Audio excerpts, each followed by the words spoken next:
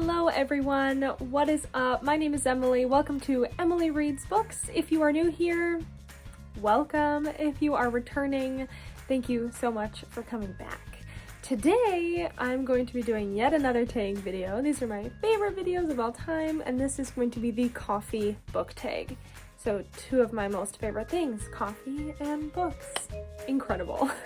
Before we get started, if you would like and subscribe to my channel, I post a new video every week.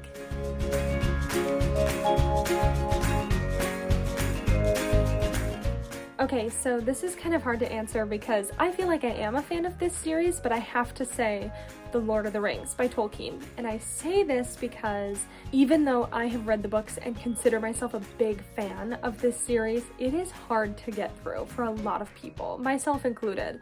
I've only read through the trilogy technically once, including The Hobbit, but there were moments where I was like, what is going on? I don't understand. These names are so similar. When I tell you that Saruman and Sauron were like the same in my head for most of the books, I knew they were different, but I kept getting them mixed up. Really hard to get through.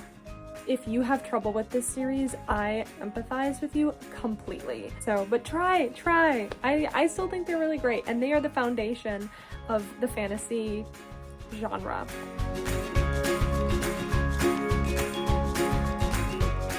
There are literally so many answers to this question. Is it books that I have on my shelf? Books in general? Because I could say A Christmas Story by Charles Dickens. I could say Shiver. I could say Let It Snow by John Green and Company. I'm so sorry if you love that book. I don't remember all the authors' names. I recently read One Day in December, which is great for the winter time. So I suppose those. I feel like any winter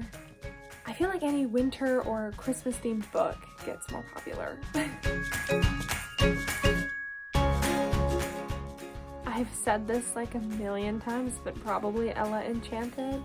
More than likely Ella Enchanted. Does that count as children? It's middle grade. I'm gonna count that as a children's book. If we're going like children though, gotta be Hungry Hungry Caterpillar. Sorry, CJ was bugging my mom, so now he's with us.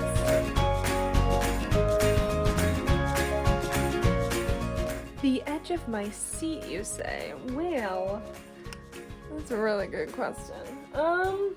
You know what? I'm gonna say... No, I don't like that answer. Hold on. Okay. I'm gonna say either An Unwanted Guest or A Stranger in the House, both by Shari LaPena.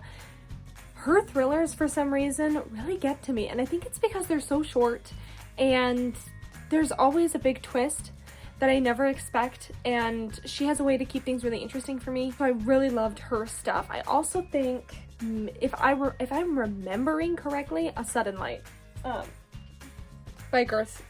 This one.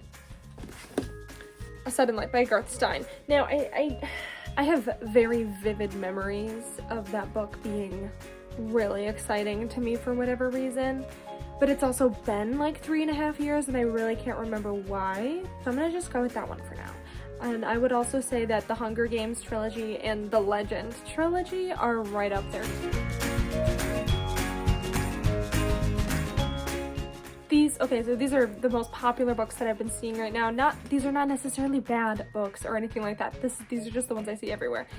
Anything by Sarah J. Maas, The Invisible Life of Addie LaRue, The Vanishing Half, The Crawdads Sing, and Leave the World Behind. Those are all books that I've seen a lot, especially at the bookstore. We've been selling those like crazy. Those ones are probably the most popular that I've been seeing at the moment in terms of like new things that have been coming out that are really popular. Those are what I've been seeing the most of, and I say new loosely because it's a used bookstore. So books that are still really popular but aren't necessarily like brand new. That's what I'm gonna go with. I don't know. I don't know if this counts as indie publishing. I don't really know what the stipulations are for that title, but I'm gonna give a shout out to my 7th grade English teacher, Christina Hagman, who wrote Stratagem and also just had a new book come out called The Brothers Flynn, which is a mystery vampire novel, and it's also really good.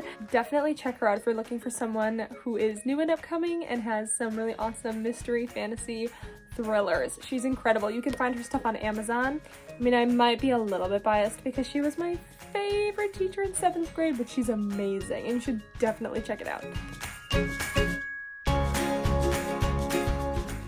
For this one, I'm gonna say The Look of Love. I bought this book on a whim at a used bookstore, it sounded really interesting. It's about a woman who can see when two people fall in love, and she has to understand and identify the 7 types of love in our world, otherwise she has to live without love for the rest of her life.